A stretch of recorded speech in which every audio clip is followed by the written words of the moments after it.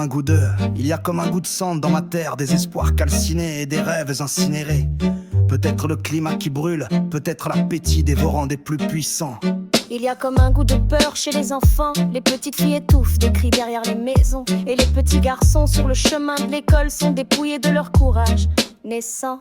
Il y a comme un goût d'injustice dans l'économie. L'argent détourné se déverse de toutes parts dans les poches des uns, tandis que la sueur salée des autres s'évapore entre leurs mains vides.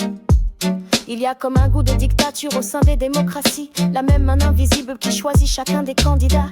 Et les machines qui savent les résultats des élections avant le décompte des bulletins. Il y a comme un goût de divorce avant même le mariage. Une voix métallique qui résonne au cœur de la société et qui déclare une guerre à perpétuité entre les hommes et les femmes.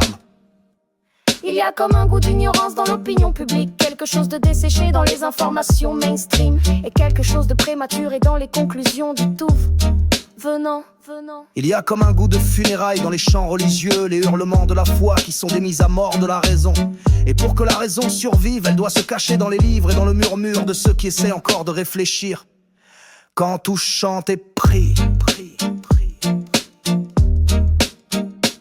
Il y a comme un goût de trahison dans les amitiés. Les grandes amitiés sont mortes avec le passage du bac. Et elles ont été remplacées par les grandes ambitions et les grandes jalousies. Par le poison de la comparaison douloureuse.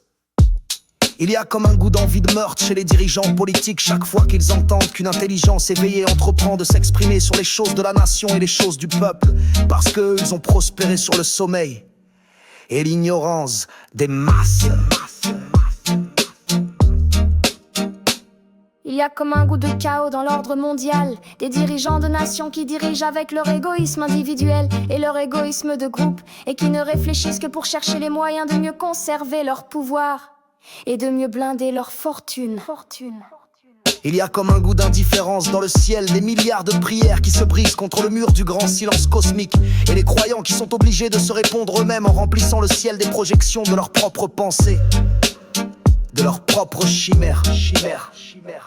Il y a comme un goût de désespoir dans mon humanité. La persistance des religions et la persistance des suicides. Et toujours aucun sauveur qui descende du ciel. Aucune armée d'anges qui descendent du ciel.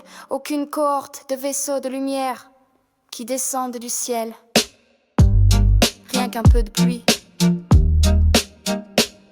Il y a comme un goût de guerre civile qui s'approche peu à peu, la grande déflagration de la lutte, lancinante des classes, pas si lancinante car la classe dominante est en guerre déclarée. Ce sont les classes pauvres et les classes moyennes qui ne voient rien derrière le voile de l'alcool et du rire bête. Il y a comme un goût de larmes chez les jeunes diplômés, derrière le courage nécessaire pour se frayer une place dans le monde du travail. Les larmes des sacrifices continus et des luttes sans fin. Il y a comme un goût de solitude chez les jeunes femmes, conditionnées comme des femmes fortes, mais réduites à des fragmentations psychologiques et à des raideurs psychologiques qui les rendent impropres à des relations saines. Il y a comme un goût de résignation chez les activistes, le peuple qui ne se lèvera jamais comme un seul homme, aucun mot d'ordre qui ne soulèvera quiconque par la seule force de sa pertinence, tandis que l'abrutissement trouve un écho sous chaque toit et dans chaque profil.